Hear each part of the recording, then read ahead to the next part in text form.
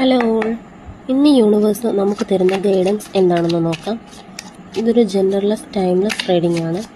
ഈ മെസ്സേജ് നിങ്ങളിലേക്ക് എത്തേണ്ട സമയത്ത് മാത്രമേ എത്തിച്ചേരുകയുള്ളൂ. നമുക്ക് കാർഡ്സ് ഷഫിൾ ചെയ്യാം. 3 കാർഡ്സാണ് ഞാൻ ഇവിടെ എടുക്കാനായിട്ട് ഉദ്ദേശിക്കുന്നത്.